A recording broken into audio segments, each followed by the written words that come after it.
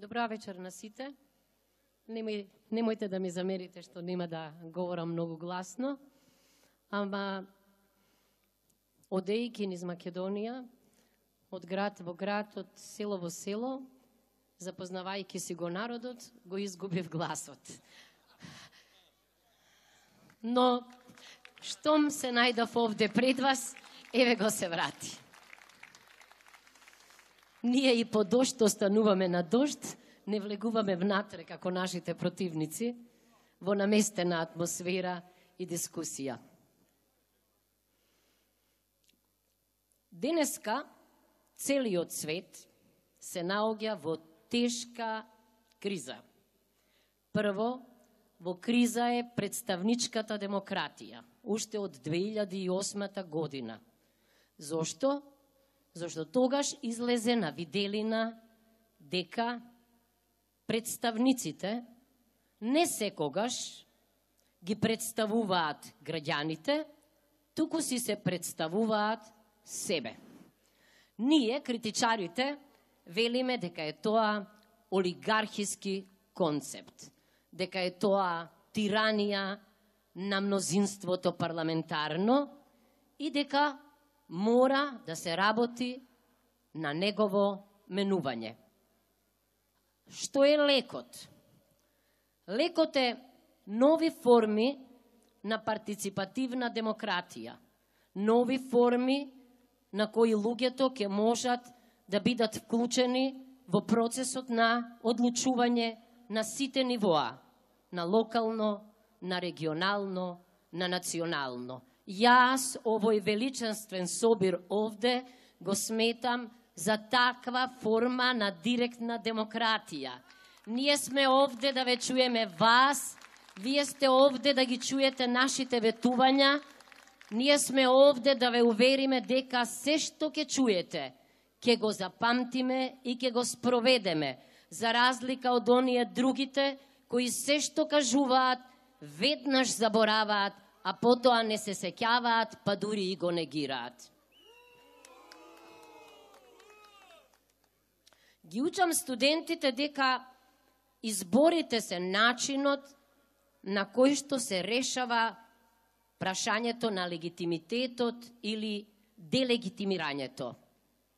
Тие се одамна веќе делегитимирани.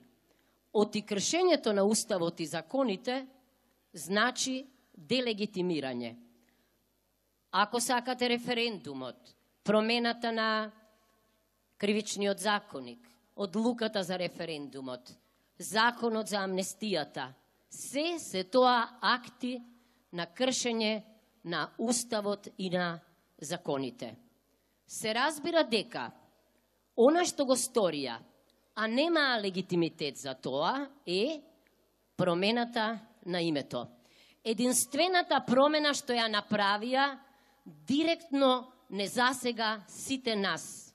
Болно, страшно, бидејќи се што сме правеле во животот, се што сме читале, се што сме пишувале, се што сме сонувале, било врзано за Република Македонија. Значи, никој нема право, односно нема мандат, ако на изборите, во изборната програма, не го нотирал тоа, дека ќе го прави, потем да го спроведува. Тоа е она што ние го велиме теорија на мандатот, но тие ниту поим имаат од мандат, се разбира дека тие се водат од начелото фати го моментот, земи се што ќе можеш, вработи ги своите, узурпираја економијата, стави го уставот в джеп и се разбира, биди покорен кон оние за кои мислиш дека се посилни. Затоа денеска, на кризата на представничката демократија, се надоврзува и криза на уставната демократија. Ке кажам зошто. Зошто тоа го предавам. Уставните промени може и треба да произлегуваат само од народот, од суверенот, не од надвор, бидејќи оние кои нудат, или оние кои сугерираат, или оние кои наредуваат уставни промени однадвор, немаат демократски легитимитет за тоа. Така ние велиме во науката за уставното право, така ние велиме кога се повикуваме на владењето на правото. За разлика од нас, тие велат дека политиката е се. Ако видите некој од Обединетите нации или некој од Европската унија, зборувајте му го она што сака да го чуе. Лажете го. Велете дека сиот народ или 80% се за промена на името. Дека промената на името нема врска со промената на идентитетот. Дека Преспанскиот договор директно ќе не воведе во економските текови на Европската унија. Но не е така. Доказ. Оние однадвор, ај велат, ние сме биле субјективни, се објективни во оценките. Велат дека економијата македонска лази по земја, дека е неспособна, дека е импотентна, дека не е либерална, ја оценуваат со 0. Владењето на правото, набрзо ќе видите што ќе пишува во извештајот за владењето на правото. Тогаш ќе ги набројат сите кршења на уставот и на законите. Но се разбира, ние секој ден слушаме дека толку биле успешни, што ќе добиеле дури Нобелова награда за мир. Се разбира, може би ним многу ќе им значи Нобеловата награда за мир, иако не знам дали сме имале ние војна на Балканот или со Грција, но ќе може да си ја врамат дипломата. Нам ништо не ни значи нивната Нобелова награда за мир. Само не подсетува дека тоа е данајски подарок, дека е тоа тројански конј. Ама тие тоа нити го гледаат, нити го знаат. Ние го чувствуваме и тагуваме за тоа.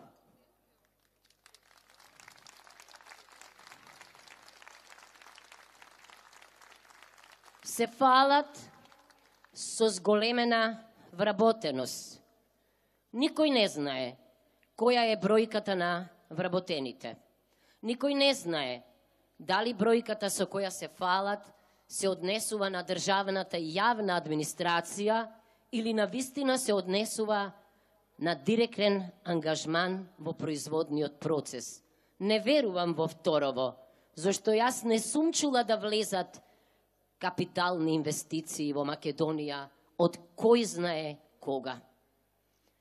Тоа зборува дека вработувањата се врз основа на непотизам, врз основа на фамилијарност, а ни малку не врз основа на стручност и компетентност.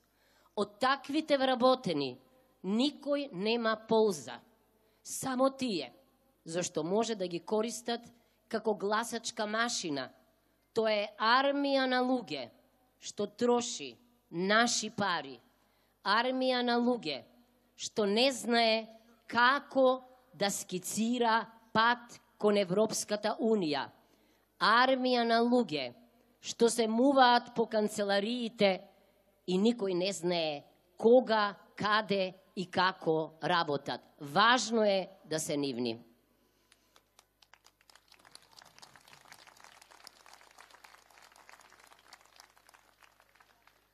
За корупцијата и криминалот веќе човек не знае што да каже.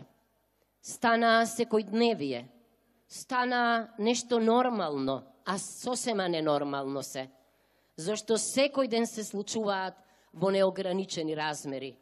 Од друга страна, сите укажуваат дека земја со корупција и криминал е земја со загрозен суверенитет. Земја со корупција и криминал е земја со загрозена безбедност. Земја со корупција и криминал може лесно да биде мета на терористички закани, ама тие живеат во нивниот свет, нивниот богат, мирен свет, далеку од вашиот и од нашиот. Тој свет ние набрзо ќе го предизвикаме. Тој свет ние набрзо ќе го срушиме. Ќе почнеме да градиме нов свет. Свет на право, правда и правичност.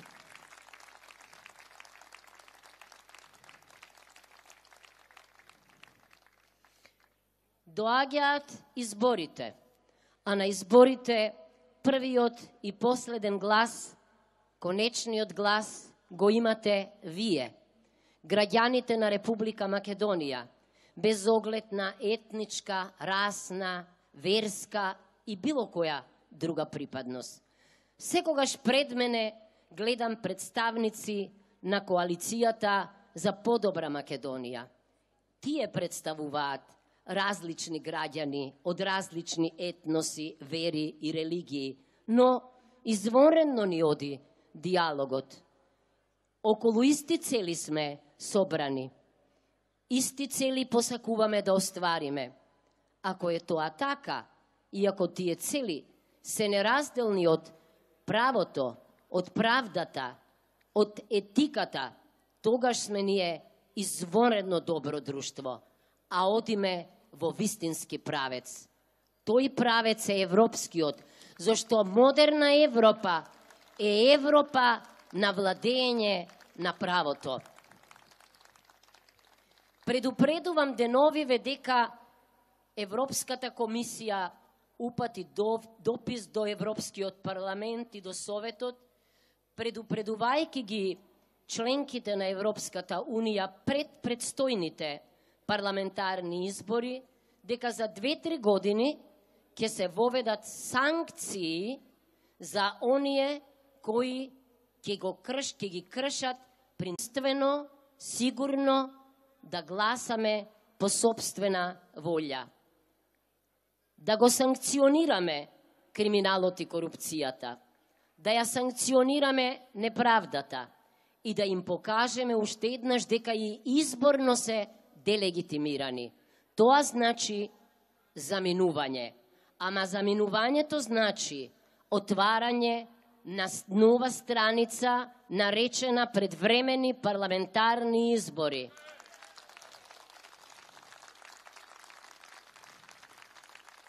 На тие парламентарни избори, оние кои се овде пред мене, сигурно ќе победат. И тогаш заедно ќе започнеме нова ера во македонската историја, со научени лекции, со стекнати искуства, со спремност за реформи и решеност никогаш повеќе да не се повторат грешките од минатото.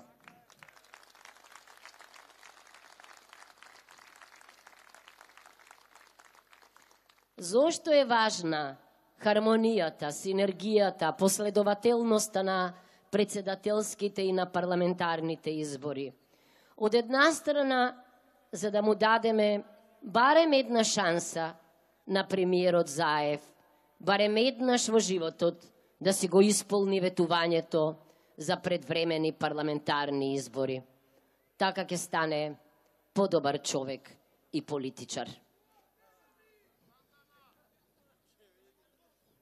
Но второто, затоа што синергијата меѓу председателската власт и меѓу владината власт, особено во областите на заедничката надлежност, како што е меѓународната политика, како што е безбедносната политика и одбраната, мислам дека е потребно и нужно да бидат координирани и усогласени.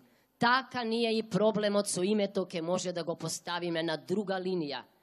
Ќе го држиме отворено, меѓутоа тогаш ќе се создадат услови за посегање по она што ние постојано правниците го велиме. Се што не е засновано на меѓународно задолжително право и на уставно право е правно проблематично. Тоа е несигурно. Тоа не може да обстои, тоа не може да го примиме. И денеска реков, го чувте вие вчера со победата на Исланд, нашиот великан, како вели, Македонија, македонци. Зар не е тоа извонредна порака? Сигурно Кире не се советувал со нас. Сигурно Кире е воден од срцето. Сигурно Кире не се срами да ја пее химната, туку напротив, сака да покаже дека химната е тој, тој е химната. За жал, нашите владеачки политичари како да се срамат од химната. Зошто? Зошто химната е нашата историја, ама химната е и нашата иднина. Зошто се додека нема право и правдина, ние ќе се бориме за нив.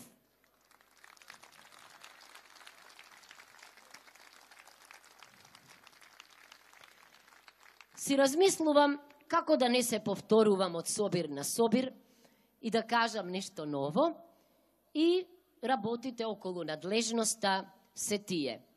Значи, председателот треба да биде оној кој што ги персонифицира сите граѓани во Република Македонија.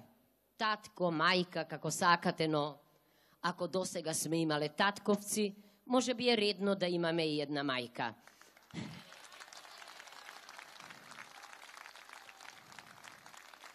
Ако не заради друго, за да го споредиме стилот на управувањето, начинот, методите, знаењето, тогаш е тоа вистинско богатство кон методите на управување. Во надворешната политика председателите имаат клучни функции. За жал, една од најважните, склучувањето на меѓународните договори, на нашиот председател му беше узурпирана, одземена. Иако Уставот во членот 119 вели дека меѓународните договори ги склучува председателот на државата во името на Република Македонија, нашиот министер за надворешни работи си го склучи Преспанскиот договор, ама во името на безимената држава. За разлика од славното име на првата страна Хеленска република, ние останавме безимени. Па тоа, почитувани граѓани, во меѓународното право се вели дека е кршење на пактот за граѓански и политички права и на повелбата за Обединети нации, зашто името е неразделен дел на државата. Ние правниците велиме на нејзиниот државен субјективитет. Како што ние граѓаните имаме име и презиме и велиме името е најсилниот, најмокниот идентитетски знак, така и државите, мали, големи, средни, исто така имаат своји имиња. Каде е сега проблемот тука? Има ли некоја држава на планетава со име Македонија, освен нашата? Нема. Има ли во името на некоја држава придавка македонска, македонски? Нема. Па од што се разграничуваме тогаш ние? Зарем има подолу од нас држава што се вика Република Јужна Македонија? Нема. Тогаш која е логиката на разграничувањето? Се плашам дека асоциацијата е страшна, дека асоциацијата не враќа во далечната 1913 година на територија Македонија.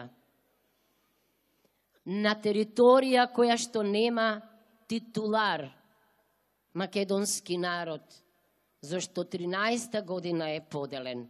Не велиме ние дека бараме територии. Не е време за тоа. Едноставно бараме само нашите сонародници кои живеат во соседството да можат да се именуваат како и сите други како македонско малцинство. Впрочем, и рамковната конвенција за заштита на правата на малцинствата, тоа им го гарантира на сите малцинства. И јас затоа сум среќна кога овде ги нотирам сите нив. бидејќи тие се исто така цветовите на Македонија. Тие се исто така творците на македонскиот суверенитет.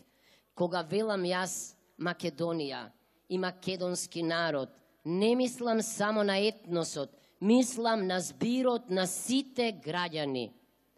Ама тоа како да не важи за нас. Се срамат нашите политичари или се плашат да изговорат дека имало малцинство македонско во соседството. Се срамат дури и јазикот да го именуваат. Па кој јазик тогаш тие говорат? Зарем го говорат јазикот на телото? Ова не случајно го кажувам.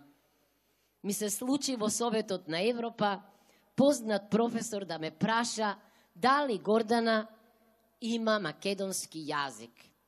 И јас пред сите му реков, не, ние употребуваме говор на телото, body language.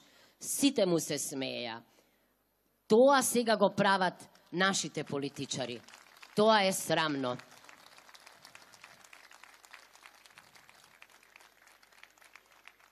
Во меѓународните односи треба да не представуваат најдобрите дипломати, да доминираат дипломатите од кариера, иако не знам дали пак условите за кариерата навистина биле строги, за да можеме да бидеме сигурни дека имаме такви личности. Но јас мислам дека знам што е знаење, што е стручност, што е компетентност. И таквите ќе ги бирам. Ќе бирам луѓе слични, звучи егоцентрично на мене, кои цел живот учеле, цел живот верувале дека се уште не знаат се подготвуваат пред секој час. И да ве насмеам, се прашуваат некои дипломати, кој ми ги пишувал говорите. Никој. Јас го говорам тоа што 35 години сум го учела. Не ми треба мене напишан говор. Имам јас скица со точки и таа си ја визуелизирам и си ја кажувам, а тие нека трагаат по тимот што пишува за мене говори. Значи,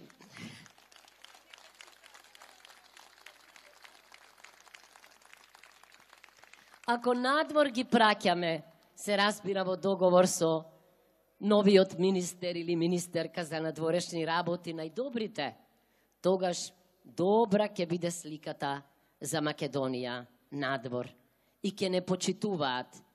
Ама ако праќаме неспособни, ако праќаме поданици, тогаш ќе ни наредуваат, ќе не негираат, ќе не користат, па и ќе не презираат. Оти обично се презира оној кој не си го цени и брани националниот интерес. Ќе ви се насмеат, ќе ви подарат нешто, ама нема да ве почитуваат. Ние ја заслужуваме почита, тие не ја заслужуваат. Не смеја да ја заложат нашата почит.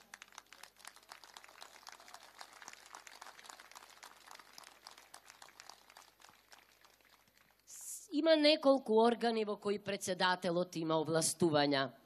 Да предлага 2 судии во Уставен суд, да предлага 3 членови на Советот за безбедност, да предлага гувернер, да именува шеф на генералштабот, понатаму воени аташеа. Ама јас како жена, патувајки навамо си велам, па зошто нема жена генерал во Македонија, во македонската армија?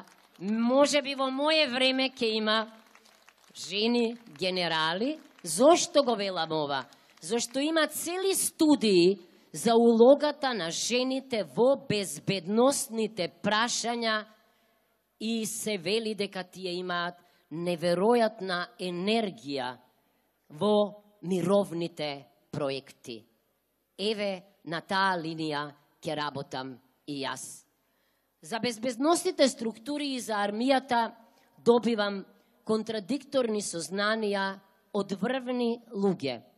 Се плашам дека она што беше извештај на Прибе, во кој се колнат, се фалат околу безбедносните структури, контролата, професионалноста, дека не се почитува во изработката на трите закони, особено на така нареченото координативно тело, на чие чело стои премиерот. Мислам дека е тоа погрешен потек, дека е потребно професионалниот профил да биде главниот, да има спреги и кочници, оти премиерот има голема желба да контролира се, од урбанистички прашања, па до, не знам, судските прашања, бидејќи е начело на Советот за независно судство. И замислете сега, зар не е конфликт на интереси, вие да сте субјект во постапка, обвинет, а стоите начело на Совет за судски реформи. Или пак, кога денеска и вчера сите ламентираат околу членот 11 од Законот за помилување, и премиерот постојано вели дека не смее да се помисли на негова примена, како не се запрашува или како не тргнува од следново? Па на него се примени тој член. Членот 11, председателот Бранко Црвенковски го искористи ексклузивното право за ослободување, за помилување на нашиот премиер. Така стојат работите во Македонија. Ама овие работи, мислам дека е крајно време да ги смениме. Не верувам дека ќе добиеме почеток на датум за почеток на преговори. Оти, може вие да склучите договори 1, 2, 3, ама кога ќе треба да седнете тамо, тогаш ги бараат стандардите. А нив ги нема во Македонија. Ние ќе ги донесеме по председателските избори и по предвремените парламентарни избори. Со право, правда за Македонија и во Македонија за сите граѓани. Благодарам.